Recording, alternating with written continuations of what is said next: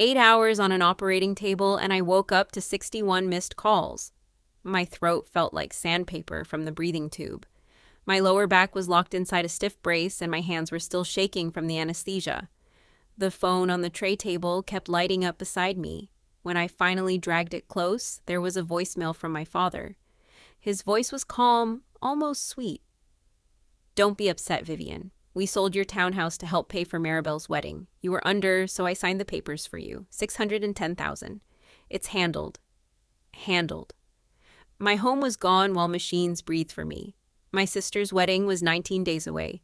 I could barely move my arm, but I made one phone call, and what happened next was not what any of them planned. A nurse named Colleen came in to check my vitals and told me the surgery had gone well. 8 hours. 2 damaged discs repaired. An old injury finally fixed. I had spent most of my life taking care of everyone else. Now I was the one lying in a hospital bed, helpless, strapped into pain and confusion. I asked her to play the voicemail again because I thought maybe the drugs were twisting the words. They were not. My father's voice was real. My home was really gone. So I did the only thing that ever kept me alive in emergencies. I started making notes in my head. Sold, signed, under anesthesia, wedding money. I am a recovery nurse. I do not panic first, I assess first. And what I assessed was simple. Somebody had put my name on a legal document while I was unconscious, intubated, and cut open on a surgical table. That townhouse was not just a house. I bought it at 52 after my divorce, after 30 years of being the woman who made everyone else comfortable. I saved from double shifts. I skipped trips. I ate soup and crackers some nights because I wanted one door in this world that opened only for me. That place had a small porch, one red maple tree, and a kitchen window where morning light came in like mercy. By the time I went in for surgery, I had almost $410,000 of equity in it. My family knew that. My mother had sat at my kitchen table and told me she was proud. My father had helped hang shelves in the hallway. My sister Maribel had taken selfies in my living room and called it cute. But when her wedding needed more money, suddenly my life's work became available. 3 months before surgery, my father, Orson Bexley, had asked whether I would temporarily borrow against the townhouse for Maribel's wedding. I said no, not maybe, not later. No. I watched his jaw tighten. That night, something in my chest stayed uneasy, so I checked my old legal papers. Years earlier, before a medical mission overseas, I had signed an emergency power of attorney, naming my father in case something happened to me. I had forgotten about it. He had not. 2 days before surgery, I revoked it in writing. I gave him a copy at my parents' dining table and said, "I'm cleaning up old documents before I go under." He smiled, folded it, and laid it beside the fruit bowl. I thought I had protected myself. That is the cruelest feeling in the world, thinking you lock the door before someone walks right through it. They discharged me 4 days later. I had a walker, a brace, a bag of medication, and nowhere to go. My townhouse had been sold, my bed, my bathroom rails, my recovery chair. All of it was behind a door that no longer belonged to me. My closest friend, Lenora Pike, picked me up and took me to a furnished rental that smelled like dust and lemon cleaner. She helped me into bed, lined up my pills, and watched me open a notebook with my left hand because my right arm still felt weak. "Who are you calling first?" she asked. Not my mother, not my father. I called a real estate attorney named Silas Crow. I told him the facts in a flat voice. Surgery, missed calls, voicemail, sold house, possible forged signature, old power of attorney revoked before surgery.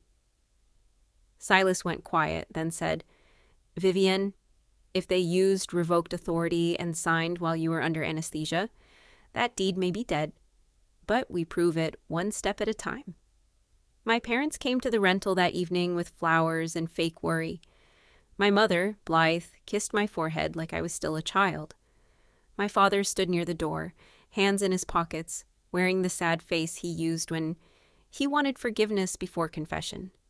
"We had no choice," my mother said. "The venue needed payment. The caterer needed payment.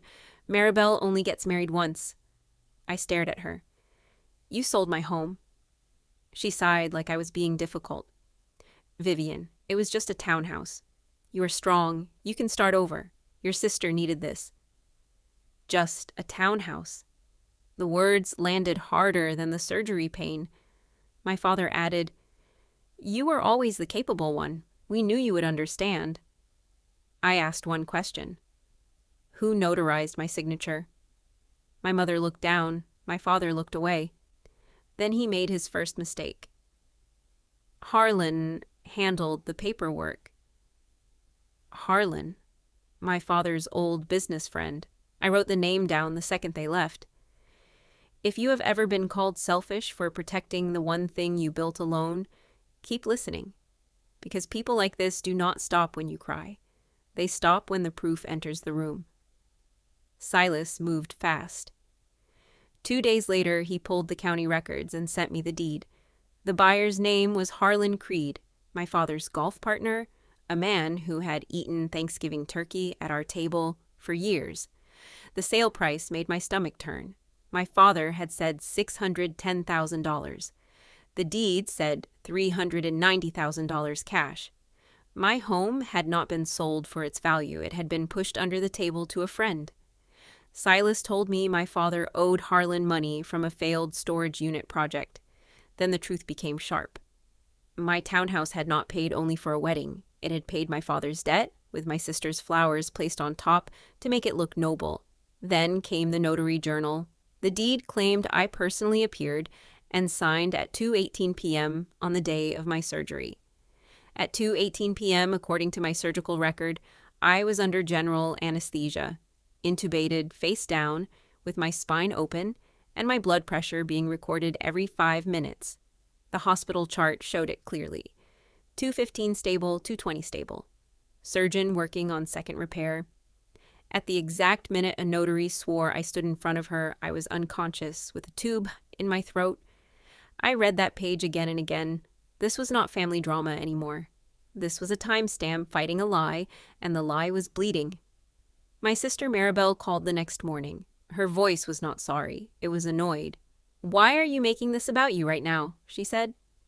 I almost laughed, but it hurt too much. "Because they sold my home, Maribel." She went quiet, then said the same words my mother had trained into her. "It's just a townhouse, Viv. You'll recover. My wedding is in less than 3 weeks." That was the moment I understood her part. Maybe she had not forged my name. Maybe she had not met the notary. But she had chosen not to ask where the money came from because the answer might have ruined her perfect day. I said, "Did you ever ask whose money paid for your dress?" She whispered, "No." I said, "That no is your answer." Then I hung up before my voice broke. The only missing piece was my revocation of power of attorney. The paper copy was trapped inside the file box in my stolen townhouse. For one night, I thought they had won the most important part. Then, at 3 o'clock in the morning, pain pulsing through my back, I remembered who I was. I scan everything. I save everything. I searched my sent emails and found it. 2 days before surgery, I had emailed the signed revocation to myself and to an old legal contact. The date and time were right there, before the closing, before the deed. Before my father used authority he no longer had. I forwarded it to Silas with one line. "Found it." He called at sunrise. "Vivienne," he said, "this changes everything. We file." We filed a quiet title action asking the court to declare the deed void. We recorded a notice against the property so Harlan could not sell it, refinance it, or hide it. We sent the packet to the title company and the notary's insurer. Then Silas delivered the file to a financial crimes detective named Mara Voss. My family found out within days. The flowers stopped. The fake concern stopped. My mother's texts became sharp. "How could you do this to your father?" My father came alone to the rental, looking tired and gray. He admitted the failed deal. He admitted the debt. He admitted Harlan had pushed him. Then he asked the only thing he really came to ask. "Drop the case until after the wedding. Let your sister have her day." Even after stealing my home, he was still asking me to pay for their peace. I did not scream, and I said, "You did not borrow from me. You erased me. You put a stranger's hand on my name and sold the only thing I built without you." His face hardened. "You will humiliate this family," he said. "You'll regret it." I looked at him from my rented bed, still in a brace, still in pain, and said, "No, Dad. You will regret giving me paperwork." After he left, I built a folder. One page showed the revoked power of attorney with the email timestamp. One page showed the deed and the notary entry at 2:18 p.m. One page showed my surgical chart proving I was unconscious at that exact minute. One page showed Harlan Creed buying my $610,000 townhouse for $390,000 cash. One page was Silas's letter explaining that the deed was legally worthless. I made 3 copies. The documents would speak. I would not need to shout. The rehearsal dinner was at Briar Lake Country Club.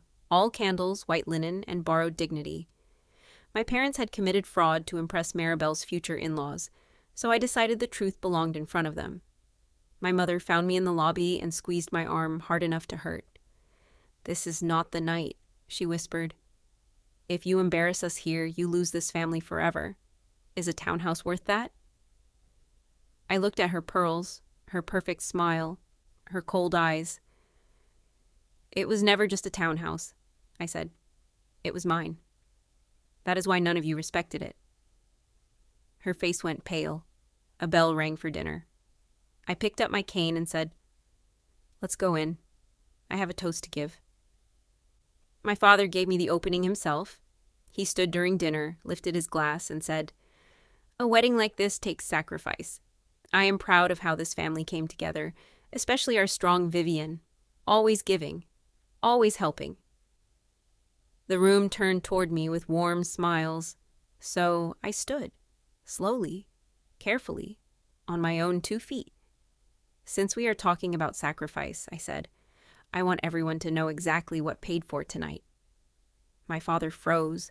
My mother whispered my name like a warning. I opened the folder.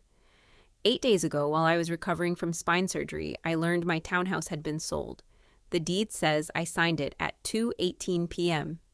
This is the notary journal, and this is my surgical chart. At 2:18 p.m., I was under general anesthesia with a breathing tube in my throat, so I would like someone to explain whose hand signed my name. The silence was complete. Then I placed the revocation on the table. 2 days before surgery, I revoked the power of attorney they used. That means the authority was dead before the deed was signed. My father knew. He had the paper. My home was sold for $390,000 cash to his friend Harlan Creed, even though it was worth about $610,000. The police already have this file. The court already has this file. And now both families have the truth. My father slammed his glass down and shouted, "How dare you do this here?" I kept my voice soft. "You did this here, Dad. I just brought the receipt." His rage filled the room. My calm broke him worse than anger ever could. Maribel stood up crying. For the first time, she did not defend the wedding. She walked to me and said, "I didn't know it was this. I should have asked. I'm sorry." It did not fix everything. It did not give my home back that night. But it was the first honest sentence my family had spoken since I woke up. I gave my parents 1 copy of the folder and left the room with my cane, my back screaming with every step. I did not look back. I had already seen enough. The legal fight took months, but it was not close. Harlan's lawyer saw the anesthesia record, the revoked power of attorney, and the forged signature, and told him to stop pretending. The court declared the deed void. My townhouse returned to my name where it should have stayed all along. The title company settled my legal fees because their notary had certified the impossible. Detective Voss kept moving on the criminal side. My father and Harlan had to explain why they sold a woman's home while she was unconscious on an operating table. That kind of explanation follows a man for a long time. I stood in my living room again near the end of summer. It was almost empty, but it was mine. The red maple outside the window had started turning at the edges. I placed my hand on the wall and cried, not because I was weak, but because I had survived being erased. Maribel postponed the wedding. She and I speak slowly now, carefully, like people rebuilding a bridge after a fire. My parents still send messages about forgiveness, but what they want is forgetting. I answer politely. I do not forget. Here is what I learned. Love that only flows one way is not love. It is a bill, and the day they forged my name, I stopped paying it. So if you have a line you are afraid to draw it before someone sells the ground under your feet. Keep the records, save the emails, trust the proof more than the tears. Because sometimes the quiet woman does not need revenge with noise. Sometimes she just stands up, opens a folder, and lets the truth destroy the room. The end.